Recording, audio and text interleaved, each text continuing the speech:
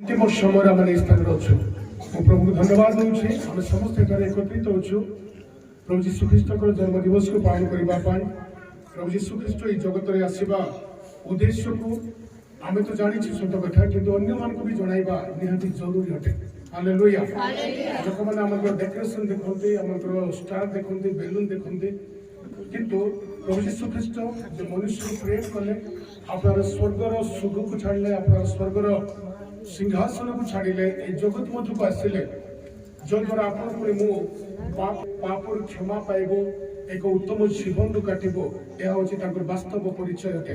तो आसतु आज आम मध्य किसी गणमाध्यम अच्छा तो प्रति समय से मध्य को आसते आमर ये मंडली प्रति कार्यक्रम को रेकर्ड करते पुणी से गणमाध्यम छाड़ते लोक मान उत्साहित करते। तो आज भी ए वन न्यूज चैनल आम सहित अच्छा से जीवबाजी मंडली तरफ आम स्वागत करुचु आम गहन अच्छा आम आभारी अटू प्रभु आशीर्वाद सहित इंटराक्ट करेंगे आमको किसी विषय पचारे।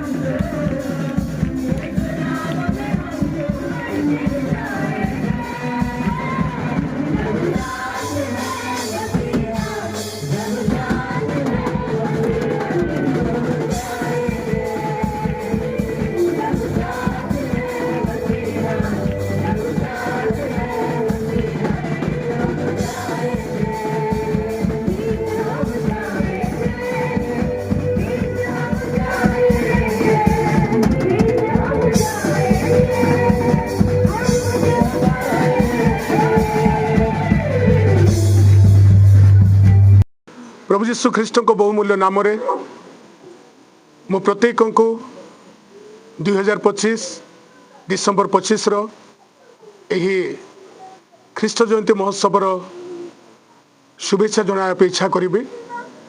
आज आमने जिहोबाजिरी पेंटिकस्टल चर्च तोटा साही आमने यही कार्यक्रम प्रतिवर्ष आम मंडली करी था। आज आमने उत्साहित उठू कि आमने एक प्रकार एक ऐतिहासिक दिन को आमने पालन करिबारे एक सुजोग पाइछु। आज आमने आमनकर मंडलीर प्रत्येक पुओ झील मान सहित बड़ मान सहित आमने प्रभु यीशु ख्रीष्टंकर ए जगत रे जन्म हेबा तांकर उद्देश्य आउ तांको कार्य विषय आमने मंडली को उत्साहित करू करू आमे अन्य मान को मध्य एही कार्य को कहवा पे इच्छा करूँ। आ जीशुंकर ए जगत मध्य आसबार अभिप्राय प्रत्येक लोक जानिबा निहाती जरूरी। प्रभु यीशु ख्रीष्ट केवल ख्रीस्टियान मानकर प्रभु नुहंती आ से सारा जगतर प्रभु अटंते। कारण प्रेरित 4 पर्व 12 पद लिखा जाए जहाँकि बाइबल प्रकाश करे ताहांको छड़ा आउ काहाटारे परित्राण नाही। कारण जहाँको द्वारा परित्राण पाइबाको हेबो आकाश तले मनुष्य मानक मध्यरे आउ कौनसी नाम दिया जाए ना। तो यही अवसर आमने प्रभु को धन्यवाद दूचु। आई अवसर में मु पूरा जगतर प्रत्येक लोक को यही वार्ता देवाई इच्छा करी।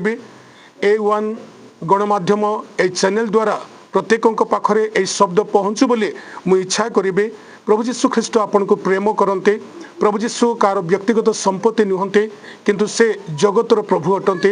जो माने तांको विश्वास करते आपनार उद्धारकर्ता भाव में आपनार परित्राणकर्ता भाव में से तांको मुक्ति देवाई समर्थक अटंते।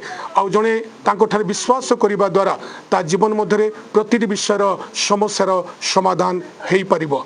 यही ख्रीष्टमास केवल आम आनंद करूँ ताहा नुहे किंतु ए ख्रीष्टमास अन्य मानक सेवा करने आम को माने उत्साहित करे। प्रभु यीशु ख्रीष्ट ये जगत को आसिले एक उपहार सदृश जे प्रकार परमेश्वर ये जगत को प्रेम कले अपना पुत्र यीशु को ये जगत रे पठाइले आम उपहार अटे।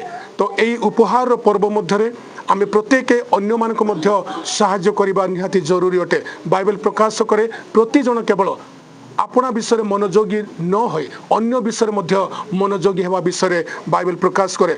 एथि निमंते मु गत दिन मानकरे मोर प्रिय भाई भौणी मानको ए उत्साहित करिथिली जे गरीब मानक पाखरे पहुँचीबा से मानकर आवश्यक को मेंटाइबा लोक मानक सहित मिसिबा प्रेम करिबा एही विषय ख्रीष्टमास आमान को माने एही विषय को जणाए। तेणु मु आशा करी आज ए दिन आमान जे प्रकार आशीर्वाद दिन अन्य मानक आशीर्वाद दिन हो। आउ भारत वर्ष निमंते यह एक सुवार्ता अटे। भारत मध्य शांतिर आवश्यकता अच्छी। आ प्रभु यीशु ख्रीष्ट कहले मु जगत रे शांति देवा निमंते आसी अच्छे। आ प्रभु यीशु शांतिर प्रतीक अटंते। तेणु मु समस्त को अनुरोध करी जे आमे समस्ते ए जगत मध्य भाईचारार एक माने सुजोग को सृष्टि करिबा। जाति धर्म निर्विशेष आमे समस्ते परस्पर को प्रेम करिबा। आमनकर पवित्र वाक्य पवित्र बाइबल आमान को प्रकाश करे। धन्यवाद दूची। बहुत सुंदर समय प्रभु को देते विशेष न्यूज चैनल को मो बहुत स्वागत करा को चाहे। आज आम समस्ते हस खुशी आज बड़ दिन को आम पालन करुचु जे समग्र विश्व भारत पाए एक शांतिर वार्ता आम समस्ते प्रार्थना करुचु विश्व जो प्रकार शांति रहिबो। जो प्रकार प्रभु आम को प्रेम कले आउर एकमात्र संतान को जगत को दान कले। आज आम से ही महाप्रेम तांकर दया तांकर करुणा हेतु आज आम समस्त बंचीचु। आम जहाँ सेवा करुचु से शांतिर परमेश्वर अटंती आउ से शांति दियंती मर्च्य माने। आम विशेष आम पृथ्वी रही प्रत्येक धर्म लोक मान निमंते आम समस्त को प्रेम करूँ आउ से प्रकार आउ शांति रे परस्पर मध्य प्रेम रे वार्ता अटे। कारण परमेश्वर ए जगत को एडे बड़ प्रेम कर एकमात्र पुत्र को आउ जगत को दान कर। विशेष आम जिहोबाजिरी मंडली आम समस्त लोक मान निमंते समस्त मंडली निमंते पुणे देश रही प्रत्येक लोक मान निमंते आम सब बेले प्रार्थना रखी था मन पकाई था। भारत प्रधानमंत्री ओडिशार मंत्री समस्त नेता मान निमंते आम सब बेले निमंते आम प्रार्थना रही था। जो प्रकार भारत में ମଧ୍ୟରେ যে ପ୍ରକାର ଶାନ୍ତି ରହିବ, ଭାରତରେ ଯେ ପ୍ରକାର କୌଣସି ପ୍ରକାର ଗଣ୍ଡଗୋଳ ବିଶୃଙ୍ଖଳା ନ ରହିବ, ପରସ୍ପର ମଧ୍ୟରେ ଏକ ଉତ୍ତମ ମନୋଭାବ ରହିବ, ଗୋଟେ ପ୍ରେମର ମନୋଭାବ ରହିବ, ଗୋଟେ ଆଦର୍ଶ ରହିବ। କାହିଁକି ପ୍ରଭୁ ଆମକୁ ଆଦର୍ଶ ଶିଖାଇଛନ୍ତି, କାରଣ ପ୍ରଭୁ ଆମକୁ ପ୍ରେମ କରିବା ଶିଖାଇ ଅଛନ୍ତି, ପରମେଶ୍ୱର ଆମକୁ ଅନ୍ୟକୁ ଗୋଟେ ଦାନ କରିବା ଶିଖାଇ ଅଛନ୍ତି। ଆଜି ତେଣୁକରି ଆଜି ଅନେକ ଲୋକ ଅନେକ ପ୍ରକାର ସମସ୍ୟା ମଧ୍ୟ ଦେଇ ଯାଉଛନ୍ତି ମର୍ଚ୍ଚ ମାନେ। ଆମର ପ୍ରୟାସ ରହିଛି ସେମାନଙ୍କୁ କିଛି ସାହାଯ୍ୟ କରିବା, ସେମାନଙ୍କୁ କିଛି ପ୍ରଭୁଙ୍କ ନିକଟରେ ପ୍ରଭୁଙ୍କର ଗୋଟେ ଗସ୍ପେଲ ଦେବା, ସେମାନଙ୍କୁ ସନ୍ଦେଶ ଦେବା ସେମାନଙ୍କୁ ଯେ ପ୍ରଭୁ ପ୍ରତ୍ୟେକ ଲୋକମାନଙ୍କ ନିମନ୍ତେ ଏଇ ଜଗତକୁ ଏ ଧରା ପୃଷ୍ଠରେ ସେ ଓହ୍ଲାଇ ଆସିଲା। ଆମେ ଦେଖିବା ଯଦି ଲୁକ 19:10 ଲେଖା ଅଛି, କାରଣ ଯାହା ହଜି ଅଛି ତାହା ଖୋଜି ରକ୍ଷା କରିବାକୁ ମନୁଷ୍ୟ ପୁତ୍ର ଜଗତକୁ ଆସିଅଛନ୍ତି। ଆଜି ଅନେକ ଲୋକ ଅନେକ ପ୍ରକାର ପାପରେ, ଅନେକ ପ୍ରକାର ସମସ୍ୟାରେ, ଅନେକ ପ୍ରକାର ରୋଗ ପୀଡ଼ାରେ ହଜି ଅଛନ୍ତି ମର୍ଚ୍ଚ ମାନେ। ଆଉ ସେମାନଙ୍କୁ ରକ୍ଷା କରିବା ପାଇଁ, ସେମାନଙ୍କୁ ଉଦ୍ଧାର କରିବା ପାଇଁ, ସେମାନଙ୍କୁ ବଞ୍ଚାଇବା ପାଇଁ ତାଙ୍କର ଏଇ ଜଗତ ମଧ୍ୟରେ আগমন হয়েছে মর্চ মানে। তো বিশেষ মু কহা পাই চাহে আমার প্রার্থনা রয়েছে যে পুরা ওড়িশা পায়, পুরা ভারতবর্ষ পায় যে প্রভু সুরক্ষা প্রদান করন্তু, প্রভু আশীর্বাদ করন্তু। আম মন্ডলী তরফରୁ, আম পরিবার তরফରୁ আমি এতকি প্রার্থনা করুছু। প্রভু প্রত্যেক বিশ্বকু প্রভু করন্তু, আশীর্বাদ করন্তু। এই বাচ্য দে মু সমস্তকু আজর বাচ্য দ্বারা ব্লেস করাকু চাহুছি। প্রভু সমস্ত আশীর্বাদ করন্তু। Amen. First of all, I want to wish everyone a Merry Christmas. Um, Before starting anything, I want to say that God bless each and everyone, every family, every youth, every individuals in this world. They are celebrating, even not celebrating the Christmas. I want to tell the importance of Christmas.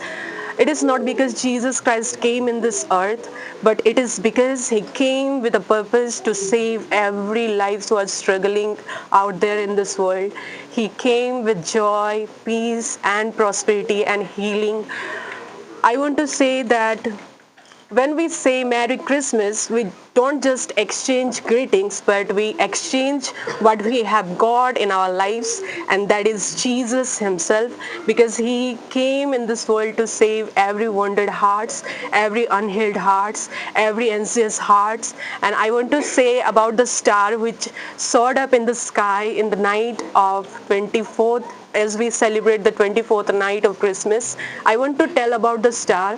When the star soared up in the sky, the wise men were led directly to Jesus. I want to tell every youth out there, every youngsters out there, be the star who led people to the truth directly, who led people to the life directly, who led people to the joy directly, who led people to the healing directly. I want to say that you are never too young or never too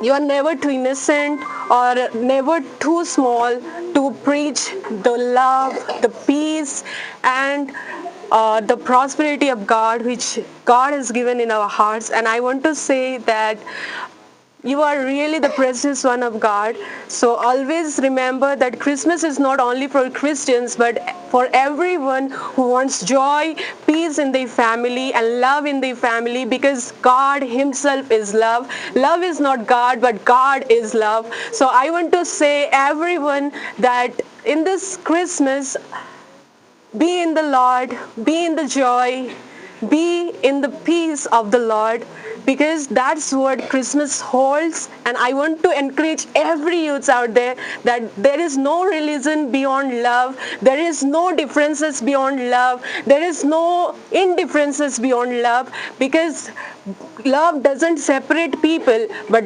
love does join people together, and that's what we are spreading today. I want to declare love, peace, and joy in your family. Merry Christmas.